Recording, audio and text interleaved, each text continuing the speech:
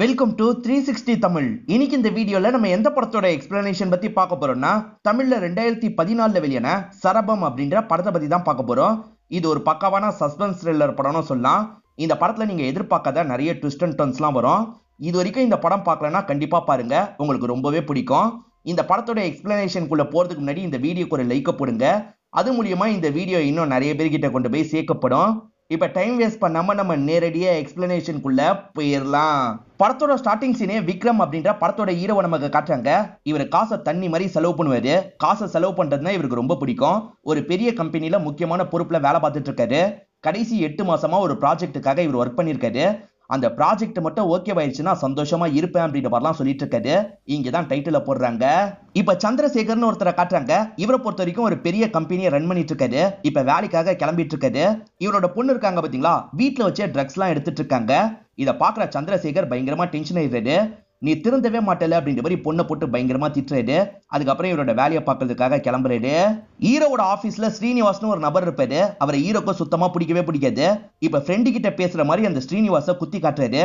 சீட்டை தேய்ச்சிக்கிட்டே இருந்தா மட்டும் போதாது, லைஃப்ல அடுத்த லெவலுக்கு போனோம், நான் சீக்கிரமா அடுத்த லெவலுக்கு போக போறேன் அப்படின்ற மாதிரிலாம் ஃப்ரெண்டு கிட்ட சொல்றாரு. பாஸும் இந்த ப்ராஜெக்ட் கண்டிப்பா செலக்ட் ஆயிடும், நீ அந்த கம்பெனில போய் எக்ஸ்பிளைன் பண்ணுன்னு சொல்றாரு. ஹீரோவும் ஃப்ரெண்டும் சேர்ந்த மாதிரி எக்ஸ்பிளைன் பண்றதுக்காக அந்த இடத்துல வெயிட் பண்ணிட்டு இருக்காங்க. அப்பதான் அந்த இடத்துக்கு ஷார்ட்ஸ் போட்டு ஒரு பொண்ணு வராங்க. காலையில ஒரு பொண்ணை காமிச்சாங்கல்ல, அந்த பொண்ணு தான் அப்பாவை பார்க்கறதுக்காக இந்த இடத்துக்கு வந்திருக்காங்க.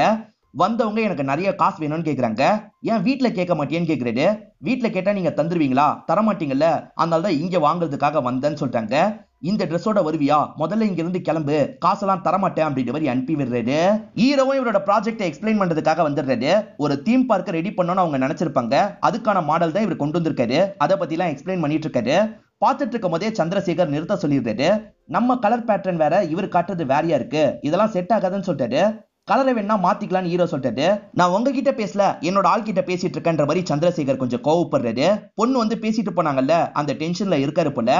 நம்ம அப்புறமா ப்ராஜெக்ட பத்தி எல்லாம் யோசிக்கலான்ற மாதிரி ஆளு கிட்ட சொல்லிட்டு போறாரு. சே, ப்ராஜெக்ட் ஓகேவாகலன்ற மாதிரி ஹீரோ ஃபீல் பண்றாரு. ஹீரோவும் ஃப்ரெண்டோ ஃபீல் பண்றாங்க. அவர் பொண்ணு வந்து பேசும்போது டென்ஷன் ஆனார்ல, அதனால தான் ப்ராஜெக்ட ஓகே பண்ணலன்ற மாதிரி ஃப்ரெண்டு சொல்லிட்டாரு. எனக்கும் புரியுது, ஏதாவது பண்ணணும் அப்படின்ற மாதிரி ஹீரோ சொல்லிட்டாரு. அவர் வீட்டுக்குள்ள கூட நம்ம நுழைய முடியாது, என்ன பண்ண முடியும்னு ஃப்ரெண்டு கேக்குறாரு. ஆனா ஹீரோ கண்டிப்பா ஏதாவது பண்ணணும்னு யோசிக்கிறாரு. அவரோட வீடு இவருக்கு தெரியும். அந்த இடத்துக்கு வந்துடுறாரு. அவரை திட்டுற மாதிரிலாம் தனியா பேசிட்டு இருக்காரு. ஒரு கல்லியாவது தூக்கி வீட்டுல எரிஞ்சிடலாம் அப்படின்ற மாதிரிலாம் யோசிச்சுட்டு இருக்காரு. அப்பதான் வீட்டோட காம்பவுண்ட் சவரை எகிரி குதிச்சு அந்த பொண்ணு வெளியே வராங்க. இவன் இந்த நேரத்துல எதுக்காக வெளியே போறா அப்படின்ற மாதிரி இவரும் யோசிக்கிறாரு. அவங்க பின்னாடியே ஃபாலோ பண்றாரு. அவங்க பக்கத்துல இருக்க ஒரு ஹோட்டலுக்கு தான் வந்திருக்காங்க. எனக்கு ரூம் வேணும்னு கேக்குறாங்க. சாரி மேடம், எந்த ரூமும் இல்லைன்ற மாதிரி சொல்றாங்க. சரி, ரெஸ்ட் ரூம் மட்டும் யூஸ் பண்ணிக்கிறேன் அப்படின்ற மாதிரி இவங்க நடக்க ஆரம்பிக்கிறாங்க. அப்பதான் ஹீரோவை இவங்களை மறைச்ச மாதிரி பேச ஆரம்பிக்கிறாரு. இனி காலையில உங்க அப்பா கிட்ட ப்ராஜெக்டை எக்ஸ்பிளைன் பண்றதுக்காக வந்தேன், ஆனா ரொம்ப மோசமா பேசிட்டாருங்க, ரொம்ப வருத்தமா இருக்கு அப்படின்ற மாதிரி ஃபீலிங்கா பேசிட்டு இருக்காரு. எனக்கு அர்ஜென்ட்டா ரெஸ்ட் ரூம் யூஸ் பண்ணோம், வெயிட் பண்ணுங்க அப்படின்ற மாதிரி இவங்களும் ரெஸ்ட் ரூம் குள்ள போயிடுறாங்க. இவங்களோட பேரு ஸ்ருதி அப்படின்றது. இப்ப பேரை சொல்லி இவர்கிட்ட அறிமுகம் ஆயிடுறாங்க. ரெண்டு பேருமே சேர்ந்த மாதிரி காஃபி எல்லாம் குடிக்கிறாங்க. ஏறக்குறைய நீயும் நானும் ஒரே நிலைமையில தான் இருக்கோம். எனக்கும் என்னோட அப்பாவை சுத்தமா பிடிக்காது, எப்ப பாரு என்ன கண்ட்ரோல் பண்ணிக்கிட்டே இருப்பாரு. நான் அந்த வீட்டுக்கே இதுக்கப்புறம் வரமாட்டேன், லெட்டர் எழுதி வச்சுட்டு தான் வந்திருக்கேன்னு சொல்றாங்க. என்னங்க சொல்றீங்க அப்படின்ற மாதிரி இவர் ஆச்சரியப்பட்டு இருக்காரு. இப்ப பில்லுக்காக இவங்க கார்டு எடுத்து வைக்கிறாங்க. ஆனா ஹீரோ இருக்காருல்ல, நீங்க தர வேணாம், நான் தரேன்ற மாதிரி காசு தராரு. ஏன்னா கார்டு மூலியமா ட்ரேஸ் பண்ணி வந்துற வாய்ப்பு இருக்குல்ல, அதனால தான் சொல்றாரு. சரிங்க, நான் வீட்டுக்கு கிளம்புறேன்னு நடக்க ஆரம்பிக்கிறாரு. ஹீரோயின் என்ன சொல்றாங்கன்னா, எனக்கு எங்க போறதுன்னு தெரியல, நான் அழகா வேற இருக்கேன், யாராவது என்ன ஏதாவது பண்ணிட்டா கடைசியா பார்த்தது நீ தான், உனக்கு தான் பிரச்சனை வரும்னு சொல்றாங்க. அதுக்கு என்ன பண்ண சொல்றீங்கன்னு கேக்குறாரு. இன்னைக்கு நைட்டு தங்குறதுக்கு ஏற்பாடு பண்ணித்தான்ற மாதிரி கேக்குறாங்க. சரிங்க, இன்னைக்கு நைட்டு வேணா என்னோட வீட்டுல தங்கிக்கோங்க, ஆனா அதுக்கப்புறம் கிளம்பிடணும்னு சொல்றாரு. இவங்களும் சரின்ற மாதிரி ஏத்துக்கிறாங்க. இப்ப ரெண்டு பேருமே சேர்ந்த மாதிரி ஹீரோவோட பிளாட்டுக்கு வந்துடுறாங்க. பரவாயில்ல, நல்லா செலவு பண்ணி தான் ரெடி பண்ணிருக்கன்ற மாதிரி ஒவ்வொரு பொருளா பார்த்து சொல்றாங்க. எனக்கு காசு செலவு பண்றதுனா ரொம்ப பிடிக்கும், அதனால தான் இவ்வளவு டெக்கரேஷன் ஒர்க்லாம் பண்ணிருக்கன்ற மாதிரி சொல்றாரு. இப்ப அவங்க படுக்கிறதுக்காக ரூம்குள்ள போயிடுறாங்க. இவரும் வெளியே படுத்துட்டு இருக்காரு. கொஞ்ச நேரத்துல ரூமை விட்டு அவங்க வெளியே வந்துடுறாங்க. உனக்கு காசு எவ்வளவு கிடைச்சா சந்தோஷப்படுவேன்னு கேக்குறாங்க. எனக்கெல்லாம் எவ்வளவு காசு தந்தாலும் பத்தாது, என் பாலிசி என்ன தெரியுமாங்க, ஒரு தப்பு பண்ணி அந்த தப்புனால பிரச்சனை வரலன்னு வச்சுக்கோங்க, காசுக்காக எப்பேற்பட்ட தப்புனாலும் பண்ணலான்றது தான் பாலிசின்ற மாதிரி சொல்றாரு. காலையில நான் ஆபீஸ்க்கு போனோம், நான் தூங்குறேன்ற மாதிரி தூங்க ஆரம்பிச்சிடுறாரு. இப்ப காலையில ஆபீஸ்க்கு பரபரப்பா கிளம்பிட்டு இருக்காரு. இன்னும் ஸ்ருதி கிளம்பாம தான் இருக்காங்க. இவங்களுக்கு லெட்டர் மாதிரி எழுதி வச்சிடலாம்னு நினைக்கிறாரு.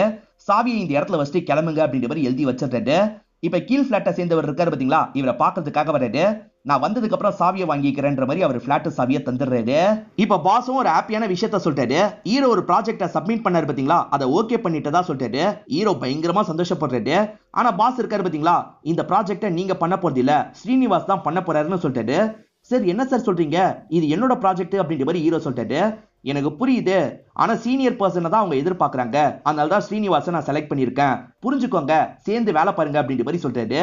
ஹீரோ ஸ்ரீனிவாசா நீங்க கிண்டல் பண்ணார்ல, இப்ப ஸ்ரீனிவாஸ் பதிலுக்கு கிண்டல் பண்றாரு. என்னைக்குமே எக்ஸ்பீரியன்ஸ் தான்ப்பா கை கொடுக்கும், புரிஞ்சுக்கோ அப்படின்ற மாதிரிலாம் பயங்கரமா நக்கல் பண்றாரு. இப்ப டென்ஷன்லயே ஹீரோ வீட்டுக்கு வராது. சாவி இன்னும் வெளியே இல்லாம இருக்கு. இன்னும் இவ கிளம்பலையா அப்படின்ற மாதிரி வீட்டுக்குள்ள வராது. வீட்டுல எந்த இடத்துலயும் இல்லாம இருக்காங்க. இவன் எங்க தான் போனோம் அப்படின்ற மாதிரி பயப்படுறாரு. இப்ப பால்கனில சவுண்ட் கேக்குது. இவர் வேக வேகமா பால்கனிக்கு வந்துடுறாரு. அவங்க நார்மலா தான் நின்னுட்டு இருக்காங்க. நான் கூட சூசைட் பண்ண போறீங்களோன்னு பயந்துட்டேன் அப்படின்ற மாதிரி சொல்றாரு. நான் எதுக்காக சூசைட் பண்ண போறேன், நான் அந்த தப்பெல்லாம் பண்ணவே மாட்டேன் அப்படின்ற மாதிரி சொல்றாங்க. சரிங்க நீங்க கிளம்புங்கன்னு சொல்லிட்டாரு. உங்ககிட்ட ஒரு முக்கியமான விஷயத்த பேசணும், உட்காருன்ற மாதிரி உட்கார வைக்கிறாங்க. வேற எங்கேயாவது போலான்னு பார்த்தா சுத்தமா என்கிட்ட காசு இல்ல, எல்லா காசையும் என்னோட அப்பா கிட்ட தான் இருக்கு. என் அப்பா கிட்ட இருந்து காசை வாங்கணும், என்ன கடத்தின மாதிரி ஒரு டிராமா பண்ணு, அது மூலியமா காசை வாங்கு, நீ 50 எடுத்துக்கோ நான் 50 எடுத்துக்கிறேன் அப்படின்ற மாதிரி சொல்லிட்டாங்க. எது கடத்துறதா, அதெல்லாம் ரொம்ப ரிஸ்க்குங்க, என்னால பண்ண முடியாதுன்னு சொல்றாரு. எந்த ரிஸ்க்கும் இல்லாம ஈஸியா இந்த வேலையை பண்ணிடலாம், ரிஸ்க் இல்லாம ஈஸியா காசு சம்பாதிக்க முடியும்னா அந்த விஷயத்த நீ பண்ணுவேன்னு சொன்னல, நல்லா யோசிச்சு பார்த்து முடிவு பண்ணுன்னு சொல்றாங்க. இவரும் யோசிக்கிறேன்ற மாதிரி மாடிக்கு வந்து யோசிக்க ஆரம்பிக்கிறாரு.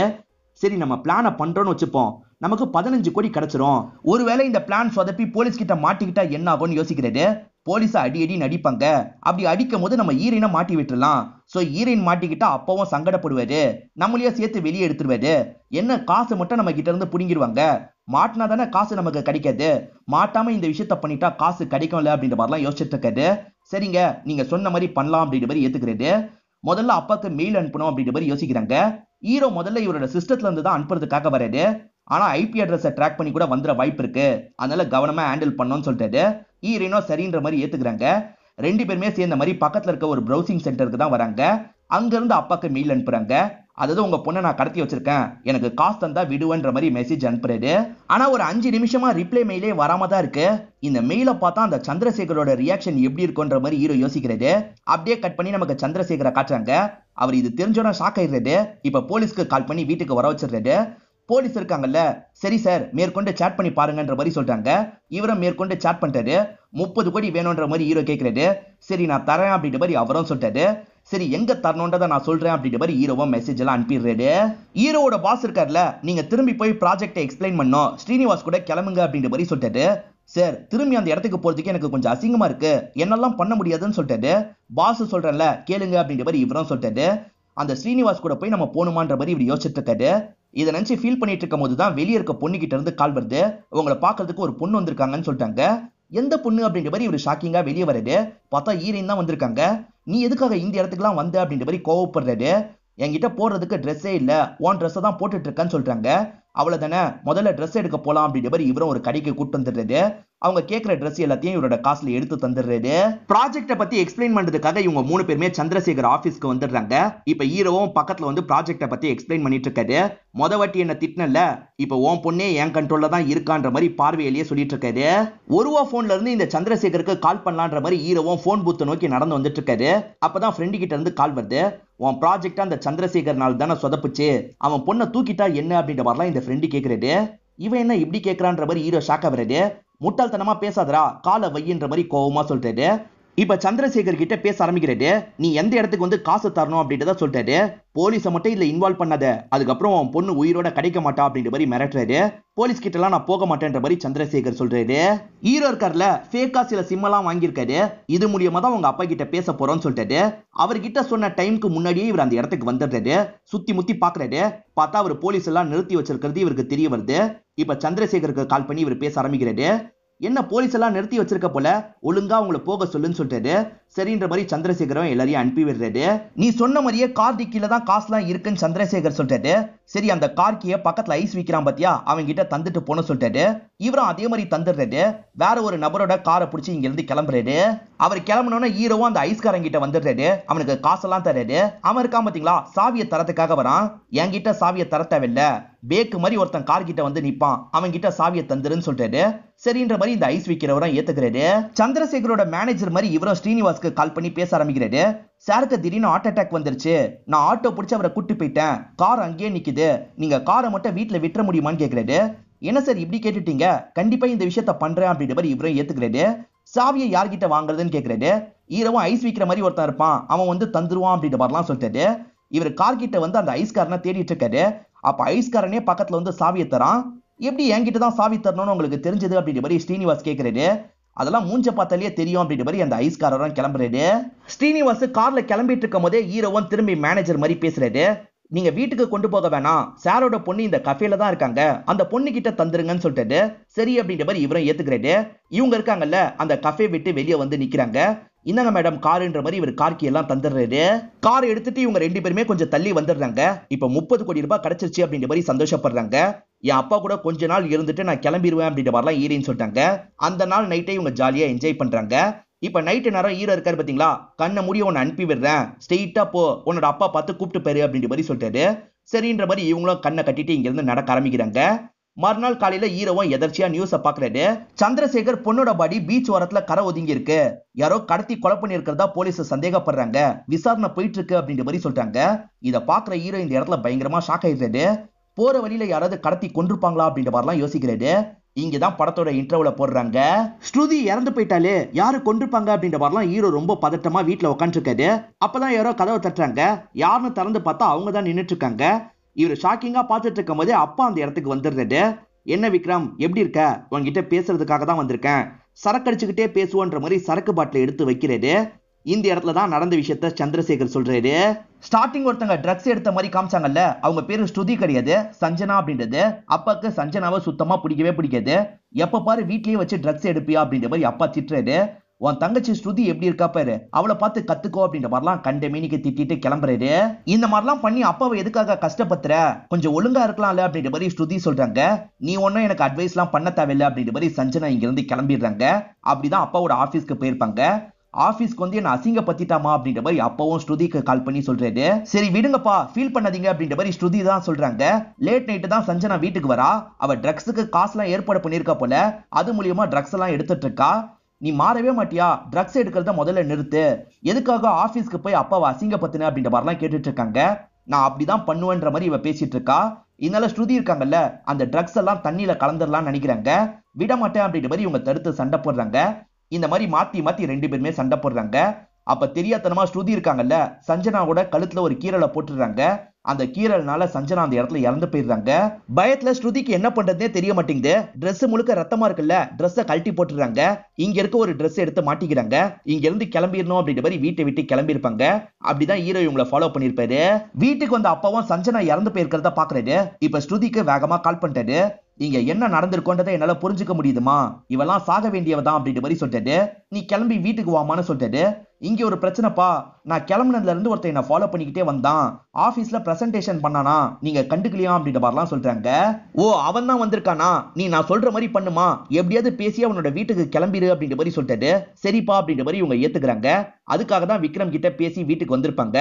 இவங்க வீட்டுல இருக்கும் போது ரூம்ல இருந்தாங்கல்ல, அப்பாக்கு கால் பண்ணி பேசியிருப்பாங்க. இவனோட டைப்பை பத்தி எல்லாம் சொல்லியிருப்பாங்க. அதுக்கேத்த மாதிரி அப்போ ஒரு பிளான் யோசிச்சிருப்பாரு. நீ அவங்கிட்ட நான் சொல்ற மாதிரி பேசுமா, உடனே பேசாத, கொஞ்சம் கேப் விட்டு பேசு அப்படின்ற மாதிரிலாம் சொல்றாரு. சரிப்பான்ற மாதிரி ஏத்திருப்பாங்க. அதுக்கப்புறம் தான் பிளானை பத்தி எல்லாம் சொல்லியிருப்பாங்க.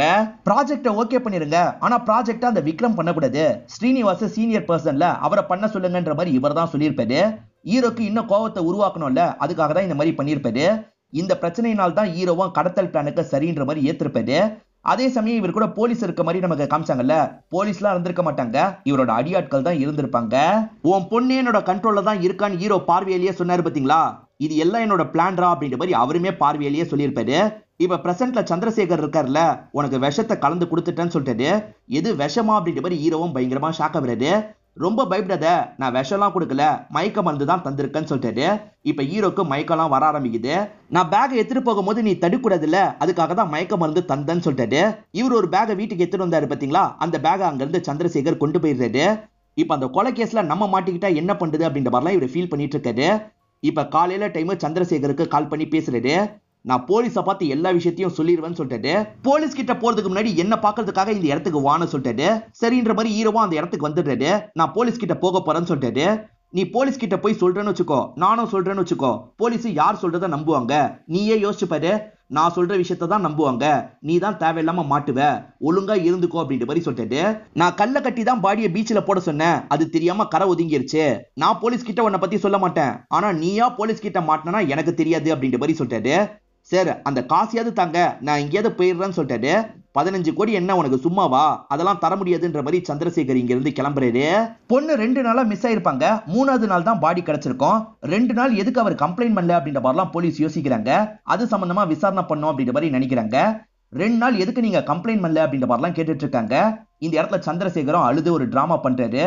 என் பொண்ணு சஞ்சனா எப்ப பாரு ட்ரக்ஸ் எடுத்துக்கிட்டே இருப்பா, அவளை எனக்கு சுத்தமா பிடிக்கவே பிடிக்காது, சண்டை போட்டு அடிக்கடி வெளியே போவா, அதனால தான் பெருசா நான் தேடல அப்படின்ற மாதிரிலாம் சொல்லிட்டாரு. சரி சார் அழாதீங்க அப்படின்ற மாதிரி இந்த போலீஸே சமாதானப்படுத்துறாரு. அதே மாதிரி ஸ்ருதி கிட்டயும் சஞ்சனாவை பத்தி கேட்கிறாரு. சஞ்சனா எப்ப பாரு ட்ரக்ஸ் எடுத்துக்கிட்டே இருப்பா அப்படின்ற மாதிரி ஸ்ருதியும் சொல்றாங்க. இப்ப ஹீரோவும் கடுப்பா வேலையை பார்த்துட்டு இருக்காரு.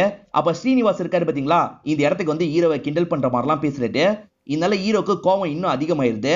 சிசிடிவி மூலியமா போலீஸ் என்ன நெருங்கி வரக்கூட வாய்ப்பு இருக்கு, நம்ம அதுக்குள்ள ஸ்ருதியும் கடத்திட்டா என்ன, எத்தனை கடத்தல் பண்ணாலும் ஒரே தண்டனை தானே அப்படின்ற மாதிரி யோசிக்கிறாரு. சரி ஸ்ருதியை எப்படியாவது தூக்கிடலாம் அப்படின்ற மாதிரி அவங்க வீட்டுக்கிட்ட வந்துடுறாரு. ஸ்ருதி இருக்காங்கல்ல, ஹீரோக்கு காசு தரணும்னு நினைக்கிறாங்க. அந்த பேக் எடுத்துட்டு கிளம்ப பாக்குறாங்க. 15 கோடி என்னமா உனக்கு சாதாரணமா போயிடுச்சா, அதெல்லாம் தர வேணாம் அப்படின்ற மாதிரி சொல்லிட்டாரு. இல்லப்பா நம்மளால தான் அவன் தேவையில்லாத பிரச்சனையில மாட்டிக்கிட்டான், நம்ம தந்துடலாம்னு சொல்லிட்டாங்க, அதெல்லாம் முடியாதுமா அப்படின்ற மாதிரி இவர் சொல்லிட்டு இருக்காரு. இவங்க 2 பேர் பேசிட்டு இருக்கிறத கீழ இருந்து ஹீரோ கவனிக்கிறாரு. அப்பா கிட்ட கோவமா பேசின ஸ்ருதி இருக்காங்கல்ல, இப்ப வீட்டை விட்டு கிளம்ப ஆரம்பிக்கிறாங்க. இதான் சரியான சான்ஸ், இவளை தூக்கணும் அப்படின்ற மாதிரி கார்ல இவரும் ஃபாலோ பண்ணிட்டாரு. இப்ப சட்டனா வந்து அவங்கள ஒரு இடத்துல லாக் பண்ணிட்டாரு. ஒழுங்கு மரியாதையா கார்ல ஏறு அப்படின்ற மாதிரி இவங்களை கார்ல ஏத்தி வீட்டுக்கு கூட்டு வந்துடுறாரு. இவங்க இருக்காங்கல்ல, நான் சொல்றது கேளு, உன்னை மாட்டி விடுறது என்னோட நோக்கம் கிடையாது, இப்ப கூட உனக்கு 15 கோடி தரணுன்றதுக்காக தான் பேக் எடுத்து என்னோட அப்பா கிட்ட பேசணும்னு சொல்றாங்க. உண்மையிலேயே எனக்கு காசு கிடைக்கணும்னு நீ நினைக்கிறல்ல, அப்ப நான் சொல்ற மாதிரி பண்ணு, அதுவே போதும் அப்படின்ற மாதிரி சொல்லிட்டாரு. இப்ப சந்திரசேகருக்கு கால் பண்ணி பேசுறாரு. உன் பொண்ணு இப்ப என்னோட கண்ட்ரோல்ல தான் இருக்கா, பேசின மாதிரியே காசு தர, அப்படி இல்லைன்னு வச்சுக்கோ உன் பொண்ணை எதுனாலும் பண்ணுவேன் அப்படின்ற மாதிரி மிரட்டுறாரு. இப்ப சந்திரசேகர் இருக்கார்ல, வீட்டுல போய் ஹீரோவை அடிக்கணும்ன்ற மாதிரி ஆட்கள் எல்லாம் கூட்டு வந்துடுறாரு. பொண்ணு எங்கன்னு தேடி பாக்குறாரு, பொண்ணு கிடைக்கவே மாட்டாங்க. என் பொண்ணு எங்கடா அப்படின்ற மாதிரி ஹீரோ கிட்ட கேக்குறாரு. ஹீரோவை தலைகீழெல்லாம் தொங்க விடுறாரு. அப்ப கூட ஹீரோ சிரிக்க தான் செய்யறாரு. என்ன சாவடிச்சுன்னா பொண்ணு கிடைக்காம போயிடுவான்னு சொல்றாரு. சந்திரசேகர் சந்தேகப்படுற எல்லா இடத்தையும் தேடி பார்க்கணும்னு நினைக்கிறாரு. ஒருத்தரை மட்டும் இங்க விட்டுறாரு. இவனை கண்காணிச்சுக்கிட்டே இருறா, நாங்க தேடி பார்த்துட்டு வரோம் அப்படின்ற மாதிரி இங்க இருந்து கிளம்பி போயிடுறாரு.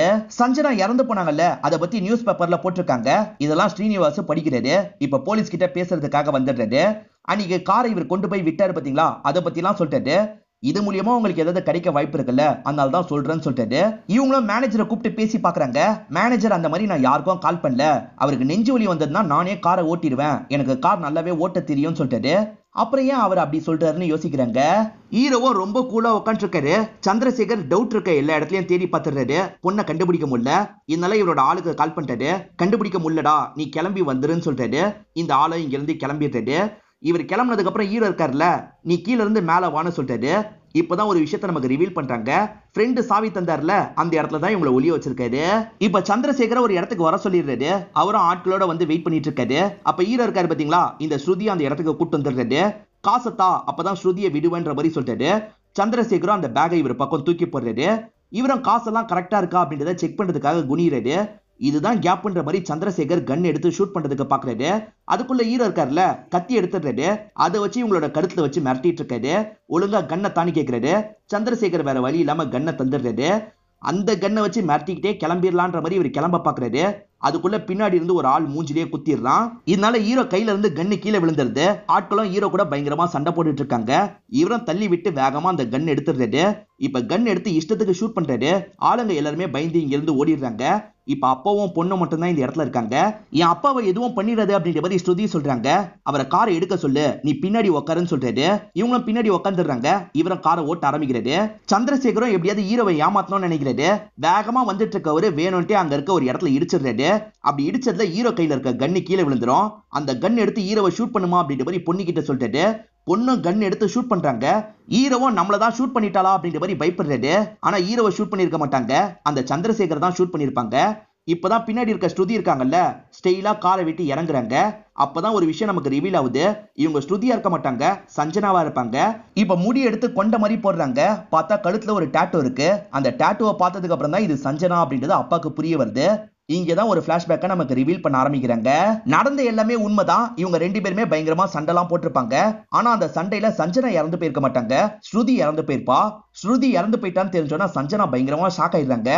இது அப்பாவுக்கு தெரிஞ்சா அவ்வளவுதானே அப்படின்ற மாதிரிலாம் ரொம்ப யோசிக்கிறாங்க. நம்ம சித்த மாதிரி செட் பண்ணிடணும், அப்பதான் அப்பா கோவப்பட மாட்டாரு அப்படின்ற மாதிரி யோசிக்கிறாங்க. அதுக்கேத்த மாதிரி சில வேலையெல்லாம் அந்த இடத்துல பண்ணிடுவாங்க. இவங்க ஸ்ருதியை நினைச்சு அப்பாவும் கால் பண்ணி பிளான் எல்லாம் சொல்லியிருப்பாரு. அப்பாவோட பிளான் மூலியமா சஞ்சனாவோட பாடியை இவங்க டிஸ்போஸ் பண்ணிடுவாங்க. அப்பா இவங்களை வீட்டுக்கு கூட்டு போயிட்டார்ல, முன்ன மாதிரி இவங்களால ஃப்ரீயா இருக்க முடியாது, ரொம்ப கஷ்டம்லாம் பட்டிருப்பாங்க. ஒரு நாள் ஹீரோ வந்தாரு பாத்தீங்களா, அதை முன்கூட்டியே இவங்க கவனிச்சிருப்பாங்க. ஹீரோ கிட்ட எப்படியாவது ஸ்கோர் பண்ணும் அப்படின்ற மாதிரி யோசிச்சிருப்பாங்க. ஹீரோக்கு காசு தரணும் அப்படின்ற மாதிரி பேக் எல்லாம் எடுத்துட்டு போய் சீன் போட்டிருப்பாங்க. ஹீரோக்காக நம்ம அப்பா கூட சண்டை போடுறோன்றதை அவனுக்கு ரெஜிஸ்டர் பண்ணணுன்றதுக்காக தான் இப்படி பண்ணிருப்பாங்க. அதே மாதிரி வேணும்ட்டே தான் சண்டை போட்டு வெளியே வந்திருப்பாங்க. ஹீரோ கண்டிப்பா நம்மள தூக்குவான்னு வெயிட் பண்ணுவாங்க. அதே மாதிரி ஹீரோ தூக்கி இருப்பாரு. இது எல்லாத்தையும் பிரசன்ட்ல சொல்லிட்டு இருக்காங்க. நான் இறந்து போனாலும் உங்களுக்கு பிரச்சனை இல்ல அப்படிதானேன்ற மாதிரி கேக்குறாங்க. ஸ்ருதியா நடிக்கிறது ரொம்ப கஷ்டமா இருக்குப்பா, அதே மாதிரி சீக்கிரமா நீங்க கண்டுபிடிச்சிடவும் வாய்ப்பு இருக்கு.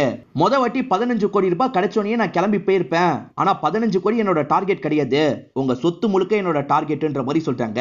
இவங்க பேசுறதெல்லாம் பார்த்து ஹீரோ பயப்படுறாரு. நம்மளையும் போட்டு தள்ளிடுவாளா அப்படின்ற மாதிரி யோசிக்கிறாரு. ஆனா இவங்க இருக்காங்கல்ல, அந்த கார் எரியற மாதிரி பண்ணிடுறாங்க. ஹீரோ கிட்ட ஒரு பேக்கை மட்டும் எடுத்து தராங்க. என் அப்பா மாதிரி நான் பிசினஸ்ல ஏமாத்த மாட்டேன், நேர்மையா தான் பிசினஸ் பண்ணுவேன், இது உனக்கு சேர வேண்டிய பங்குன்னு சொல்றாங்க. அவரும் வாங்கிக்கிறாரு. இவங்க ரெண்டு பேருமே இங்க இருந்து கிளம்புறாங்க. இப்ப போலீஸ் இருக்காங்கல்ல, விசாரணை எல்லாம் பண்ண ஆரம்பிக்கிறாங்க. போலீஸ் கிட்ட இவங்க வேற மாதிரிலாம் சில விஷயங்களை சொல்ல ஆரம்பிக்கிறாங்க. என் அப்பாக்கு சஞ்சனாவை பிடிக்காதுன்னு எனக்கு தெரியும், ஆனா கொலை பண்ற அளவுக்கு போவார்னு நான் எதிர்பார்க்கலன்னு சொல்லிட்டாங்க. வாட்டி என்னோட அக்காவை அவர் தான் ஆள் வச்சு கடத்திருக்காரு, அவங்க தான் கொலை பண்ணிருக்காங்க. ஆனா கொலை பண்ணவங்களுக்கு இவர் நிறைய காசு தரல போல, அதனால கோவப்பட்டவங்க என்னையும் கடத்திட்டாங்க. அவங்க பேசும்போது தான் இந்த விஷயம்லாம் எனக்கு தெரிய வந்தது. என் அப்பாவுக்கும் அவங்களுக்கும் ஏற்பட்ட சண்டையில் தான் என்னோட அப்பா இறந்து போயிட்டாரு. நல்ல வேலையா நான் அங்க இருந்து தப்பிச்சிட்டேன் அப்படின்ற மாதிரிலாம் சொல்லிட்டாங்க. அந்த ஆட்களை பத்தி அடையாளம் சொல்ல முடியுமான்னு கேக்குறாங்க. எனக்கு அடையாளம்லாம் தெரியல அப்படின்ற மாதிரி இவங்க சொல்லிடுறாங்க. இப்பதான் அப்பாவோட ஆட்களை நமக்கு காட்டுறாங்க. சந்திரசேகர் ஆட்கள் தான் சந்திரசேகரை கொலை பண்ணிருக்க வாய்ப்பு இருக்குன்ற மாதிரி நியூஸ் பேப்பர்ல வருது. என்ன நம்ம மேல பழி வந்துருச்சு, நம்ம எப்படியாவது எஸ்கேப் ஆகணும் அப்படின்ற மாதிரிலாம் பேசிக்கிறாங்க. இப்ப ஹீரோவும் ப்ராஜெக்ட பத்தி எக்ஸ்பிளைன் பண்ணிட்டு இருக்காரு. இப்ப இந்த ப்ராஜெக்ட பண்றது ஸ்ரீனிவாஸ் கிடையாது, இவர் தான். அதனால ஸ்ரீனிவாச பார்த்து இவரை தெனாவட்டா சிரிச்சிட்டு இருக்காரு. ஏன்னா சந்திரசேகர் இருக்க வேண்டிய இடத்துல இப்ப ஹீரோயின் தான் இருக்காங்க. ஹீரோயின் ஸ்மைல் பண்றாங்க, இவரை பார்த்து பதிலுக்கு ஸ்மைல் பண்றாரு. இப்ப ஹீரோவோட லைஃப் நல்லபடியா போயிட்டு இருக்கல, அதை பத்தி ஃப்ரெண்டு கிட்ட பேசிட்டு இருக்காரு. அப்பதான் ஹீரோக்கு போன் கால் வருது. அட்டன் பண்ண ஹீரோவும் யாருன்னு கேக்குறாரு. யாருன்னு காட்டாமையே நமக்கு படத்தை முடிச்சிடுறாங்க. சில நாட்கள் கழிச்சு நியூஸ் பேப்பர்ல வரதை நமக்கு காட்டுறாங்க. சந்திரசேகரே அவரோட பொண்ணை கொல்றதுக்கு திட்டம் போட்டிருக்காரு, அது சொதப்பிதான் இந்த மாதிரி நடந்திருக்கு, நாங்க குற்றவாளிகளை தேடிட்டு இருக்கோம், இல்ல ஸ்ரீனிவாஸ் அப்படின்றவருக்கும் சம்பந்தம் இருக்கும், நாங்க சந்தேகப்படுறோம் அப்படின்ற மாதிரிலாம் போட்டிருக்கு. இதோடய நமக்கு படத்தை முடிச்சிடுறாங்க. இந்த படம் உங்க எல்லாருக்குமே பிடிச்சிருக்கும் நம்புறேன். இந்த வீடியோ உங்களுக்கு பிடிச்சிருந்ததுன்னா லைக் பண்ணுங்க, கமெண்ட் பண்ணுங்க, மறக்காம 360 தமிழ் சேனலை சப்ஸ்கிரைப் பண்ணுங்க. தொடர்ச்சியா இந்த மாதிரி வீடியோக்கள் வந்துகிட்டே தான் இருக்கும்.